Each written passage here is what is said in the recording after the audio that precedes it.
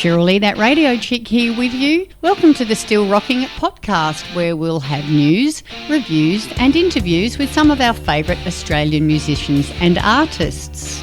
Today I share a Zoom chat I had recently with adopted South Australian from Newcastle, Mr. Dave Gleeson, frontman of two iconic Aussie bands, the Screamng Jets and the Angels. As the Screamng Jets celebrate the 30th anniversary of their All For One album, we talked to Dave about the early days with the Jets, who he'd dearly love to collaborate with, which supermodel's knee he sat on, and what's next.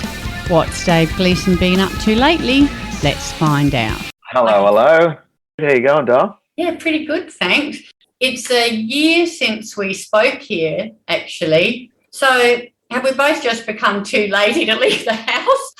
I definitely have become a hermit over the last 18 months. I mean, I was going away the 7 years before the thing happened. I was away more than I was home as far as weekends were concerned. I'd probably have 3 or 4 weekends at home. So you just kind of, whenever you get home, you got to do stuff. Oh, I've got that to do, I've got that to do. Then you got nothing to do. Like, I'll do it another time. Well, is it that we're lazy or have we just got our pyjama bottoms on? I've got my pyjama bottoms From the on. waist down. Yeah. Like a newsreader. Anyway. Yeah, that's right. Today, it's all about the Screamng Jets and the celebration of the album's 30 years, All For One. Does it feel that long ago? A lot of water has passed under the bridge, obviously. One of those things, like as I'm just talking about before, I was always looking forward. You always, next gig, got a tour coming up, going there, going here, got an album coming out, etc. But over the last 18 months, you get a chance to look back and you start to think, wow, so many things have happened since that album came out. Yet still, I remember vividly so many things about the recording of the album and the time that we spent doing it, back in King's Cross in the day. So, yeah, it's an amazing that I can still remember stuff now. That's right, actually, because it was only 2 years prior in 89 in Newcastle that you got together with Brad and Richard and Grant and Paul and Fawn. So just 2 years later, to have such a fabulously successful album. Did it feel like a bit of a whirlwind at the time? Yeah, well, definitely, because, as you say, we'd all come from bands. Myself and Grant had been in a band for 3 or 4 years prior to the Jets. Paulie, our bass player, Paulie Rosine, he'd been in a band for, I don't know, maybe 6 or 7 years by that stage. He started when he was 15. Richie was only 19. He'd been in one band. Brad had been in a moderately successful band called DV8, who were very big around Newcastle. And so we kind of made the decision that we were going to move on from that cover band kind of perception of Newcastle and take it wherever it went. But none of us had ever had any type of deal before, no publishing deals, and never had any contact with record companies whatsoever before it all happened. So once it started happening, we won the Battle of the Bands. We got to go into a great studio with Steve James. Then record companies started getting interested. I wouldn't know Michael Gudinski if I fell over him, or Chris Murphy, or any of those guys. I didn't care. That's why I quite readily pissed them off in the early days. I didn't even know who they were. Easily done. Chris Murphy's here. Who cares? Aussie. Tell everyone Aussie. So by 1990, we'd signed on the 1st of May 1990. We signed our first record contract, and then I think it was March or April 91 that the album came out, and off we went. So you all sort of had some experience in other bands before. When you started playing as the Jets, did you feel that it was different? Did you feel that magic was happening, or did it sort of just come on organically? Well, that's when the creativity really started. Once we were in there, I mean, obviously, we kind of told people we were a band, and then we started booking gigs and stuff. So a part of our set was made up of covers, but the creativity of creating songs together and spend as much time as we could rehearsing so that we could bring our own songs into the set. So that's when that kind of whole period of us just spending all our time together, writing, playing, rehearsing was it was just so instrumental in us kind of forming that kind of bond that lasted. I mean, between me, Grant and Paul, lasted probably till 2007 with a bit of a break somewhere in there. But yeah, it was kind of, that's what set us on that path to knowing that we had some type of formula in there that we could create our own music. I think we need to play some of that music right now. Let's listen now to the official lead single from their debut studio album, All For One, certified gold. This is the new version on the 30th anniversary album. Speaking to Dave Gleeson again after this. What's all this about? Your first performance as the Screamng Jets was as the Love Bomb? The Love Bombs it was. Now, I was living across the road from the hotel we played at. It was called the Marcus O'Lawn. We played there in my first band, Aspect. We played there. Sometimes we played there Wednesday, Friday, Saturday. It was like nuts. It was our pub, right? So when the Jets started off, we still knew the owner. It was only probably 6 months after Aspect had broken up that, we were ready to do our first gig. It was at the time, so it was 1989. So there was a lot of the old pill popping going on, let's say. And that's what we called it the Love Bombs for, because it was going to be this mad party. It was like a mad party. It sounds like a porn movie, like a 70s porn movie. Yeah, so there was a lot of people there in a wasted state. So that's that was just a name to have, because I don't think we'd settled on the Screamng Jets at that stage. But yeah, it was just a one-off experience. We were never going to call it long-term. No. Credit to you all for your very first album to have such a successful album. Peaked at number 2 on the ARIA charts. Single Better, one of my favourites, as you probably know. Number 4 on the ARIA singles charts. And then following 2 other top 40 singles, Stop the World and Shine On. Were you surprised at all at the success? Because you did do the hard yards. It's not like you were overnight successes, really. But were you expecting such a great album? We were stoked with how it came out. Steve James was just amazing for us. And Dave Price, who was the knob twiddler. They were very experienced, and we were extremely inexperienced. I mean, we'd never undertaken recording an album before, so they kind of guided us through it. But yeah, I mean, the 18 months leading up to that, we supported everyone. We supported John Brewster and Alan Lancaster in the Bombers.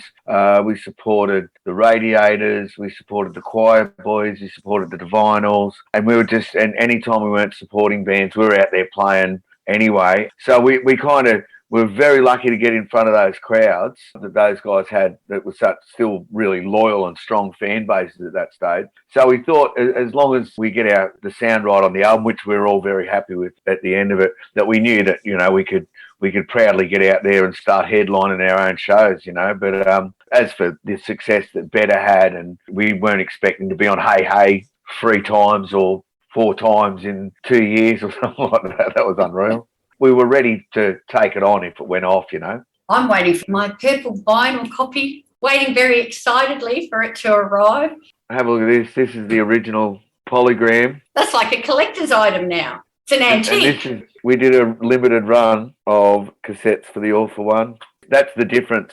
It's on blue. It's blue. Plastic. Now it's on purple.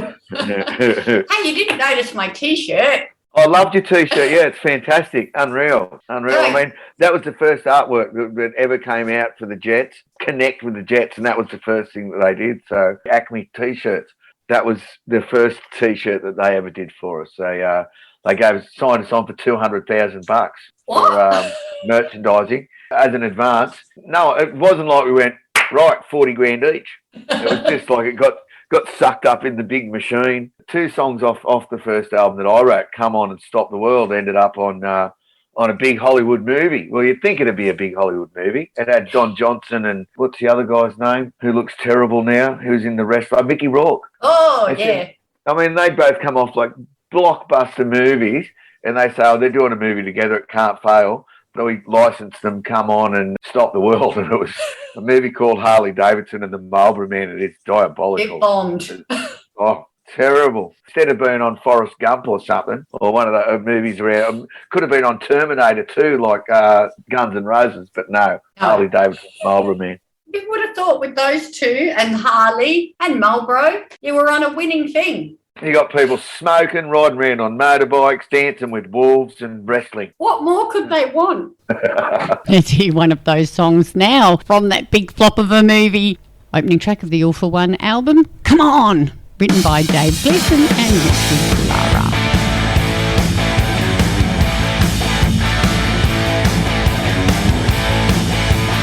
After the success of the record, you guys went to the UK for a couple of years. After releasing the first album, we toured here a bit, and then we went over to the UK and Europe and toured with a band called Thunder, who were kind of quite a big band. They were pulling 5,000 people a night in big town halls and beautiful places all through the UK and Europe. And then from there, we went over to the States, embarked on another kind of round-the-country tour with a band called Kicks, and they pulled the pin quite early. But anyway, we spent like 2.5 years coming back, doing some recording, going back over and trying to keep the wheels turning overseas. Unfortunately, between the first album and the second album, our international distributor changed. So the first world tour that we did, we got in front of all these big people from around the world who loved the band, despite FRC.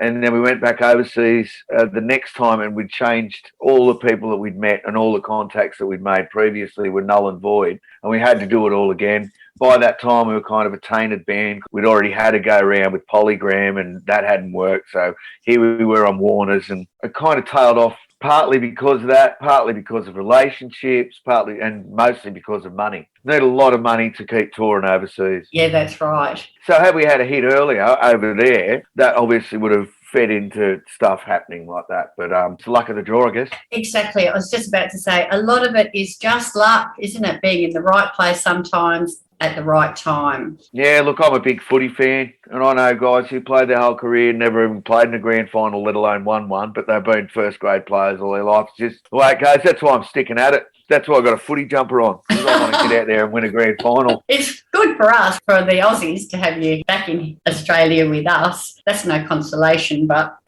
Look, I'm extremely happy and proud of everything that we've achieved, and it would have been nice to succeed overseas, just stick our Aussie brand of rock in people's faces. But having said that, you never know what lies around the corner, and being able to play in Australia for 30 years and continue to put out albums and stuff was an awesome achievement. So it sure is. Some of them. They're nice.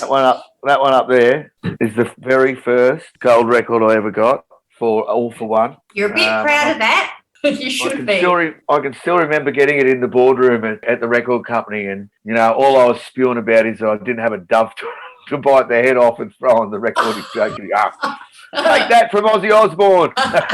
It has been a great ride, and it still is. There was Tear of Thought, the Screamng Jets, World Gone Crazy, Scam, Do Your Chrome, and the recent one, Got You Covered, and of course this special edition. Is there anything else recording-wise for the Jets? Can you give us the scoop?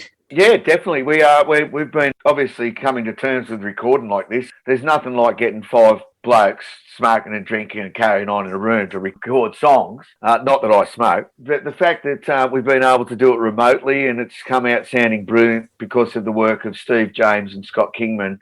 They've been just brilliant getting it all together and making it sound like we are in a room together. But because we're kind of embracing the new technology, I think we've got one song completely done, and we've got about 6 or 8 beds of songs down.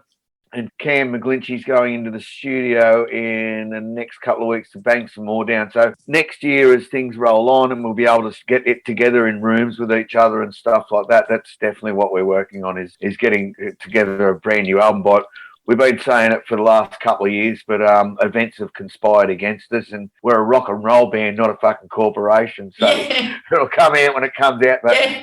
So it's definitely in the works. Always wanting to get in there. And it'd be nice to at least have done 10 studio albums. I mean, we've done well in excess of 10 albums with the live albums and stuff like that, but I'd love to do, and then bring out a box set. Good marketing plan. Yeah. Best laid plans of mice and men. That's right. COVID permitting, of course, a tour to go with that. Yes, well, unfortunately, for the first half, well, not unfortunately, well, depends who you talk to. The other guys in the Jets aren't all that happy about it, but a lot of the tours that got postponed from 2020, they just got pushed back to when they can start. So the Angels are taking up the first half of next year, except for probably a bit of time through January, February, we'll do some Jets shows, and then July, the All For One tour kicks off. A year late. Better late than never. That's right. We will play another song from the All For One album 30th anniversary edition, but we've been talking about the Angels. Let's hear the Jets' great cover of Shadow Boxer, which is from their Gotcha Covered album. More with Dave Gleeson, lead singer of the Screamng Jets and the Angels, and Dave and Crafty after this.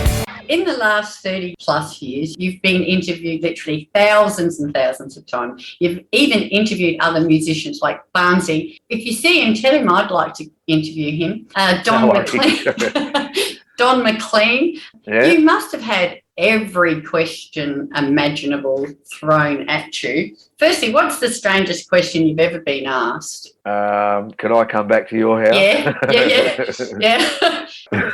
Secondly, is there a question that you just wish someone would ask you? Because I'll do it.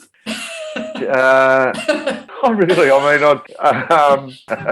I don't like talking about my personal life, but as far as rock's concerned, I've answered them all. If I think of one, I'll let you know. Yeah. We know that you love your country music as well. Do you have a secret guilty pleasure that you like to listen to? Like, is Achy Breaky Heart your secret favourite song, or do you like to secretly listen to Taylor Swift or something? No, I do love listening to Taylor Swift. We love Tay-Tay in this house. I bet. We Are Never Getting Back Together would possibly be my favourite song of hers. But Maroon 5, I love songs about Jane. Is that what it's called? I put that album on every now and again. Just every track, I love it. I think not only can Adam Levine sing, but he's quite the old spade man, I've heard, over there in LA. He's a bit of a spunk. He's put a few away, I've heard. Respect, massive respect. That's not a guilty pleasure, though. I'll give you that one. That's no worries. And yeah, good Charlotte as well. I love the songs those guys write. I'd never be because they use a bit of auto tuning and stuff like that, but they're good songs. They write a good poppy, fun rock song. Yeah, they sure do. You have collaborated with many people and sung with some great people on stage, but is there anybody that you haven't collaborated with that you'd really, really like to? Look, I'd love to do a song. I've always loved Barnsey and In Excess doing Good Times for the Australian Made concert promotion. Such a classic. It is such a classic. We recorded at Rhinoceros probably only 18 months, 2 years after. So I'd love to do a full tilt rock song with Barnsey along the lines of something, a classic Australian, maybe an Akadaka song or something like that, like A Whole Lot of Rosie.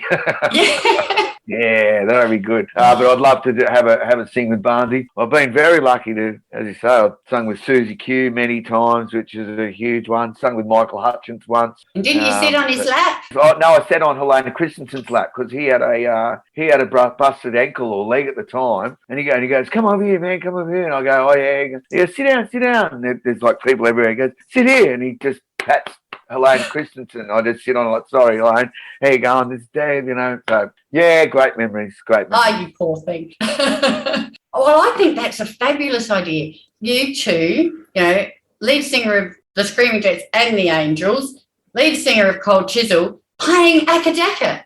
I'll get my people to speak to his people. We need our people speaking. I think that's a plan. I'd buy that. What is the most useless talent that you have? Oh, the most useless talent that I have? Oh, my kids would tell you lots of stuff. There's one. There's one. there's Jamesy boy. The most useless talent that I have. I can stack about 20 coins here and catch them like that. I remember we used to do that at school. And I can play the spoons. I'm a very good spoon player. So it rarely comes up at parties or at jams, but I don't know why. People say, "Have you got a harmonica?" Yeah. Got any spoons? No.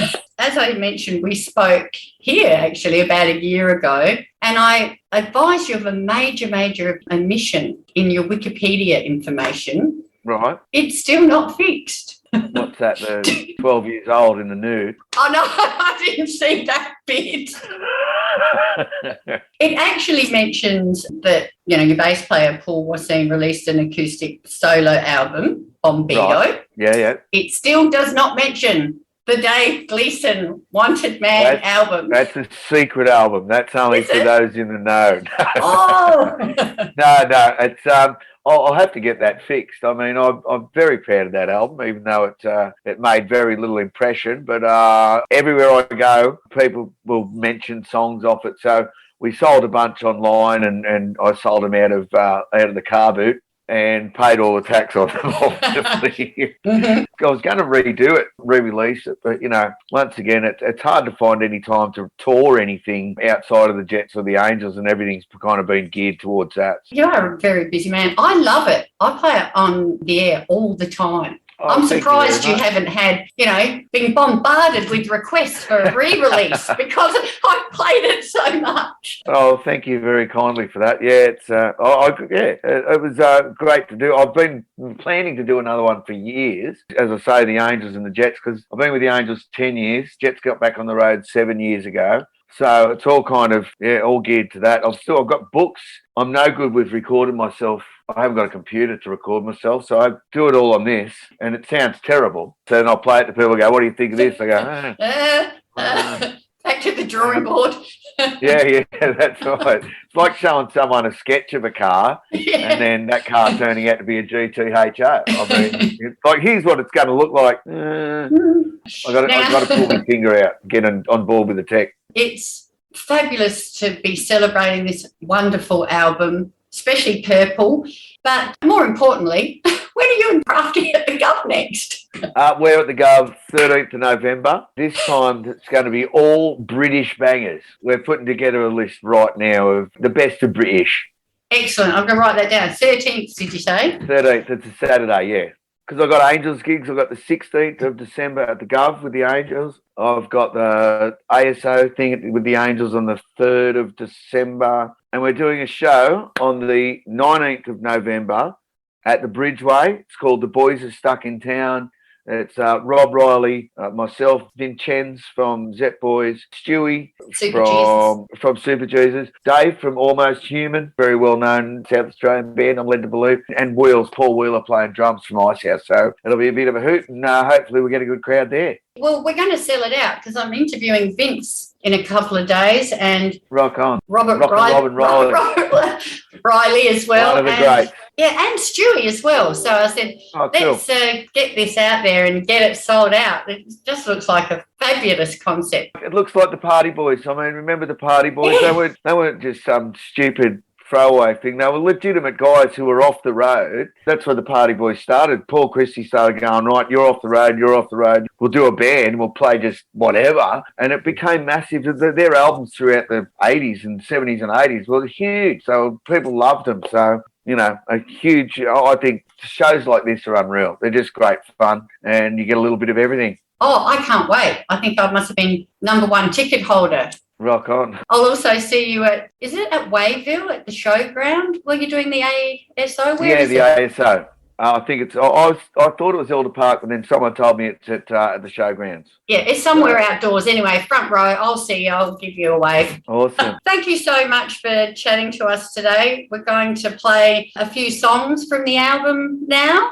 The 30th anniversary, all for one. So all the best with that, Dave, and I'll see you at the Gov or the showgrounds or the Bridgeway or all of the above very soon. No worries. Cannot wait, Cheryl Lee. Thank you very much. Yeah. You're looking great in a Jet shirt, I've got to tell you. You know what? Oz Music T-shirt Day is coming up for Support Act, and I'm a fundraiser coordinator for Support Act SA. So I think 2 years ago I did 20 T-shirts. Right, yeah. Last year I did 30-something T-shirts. So I got all my T-shirts out last night and I put 49 T-shirts on. No. I was like this.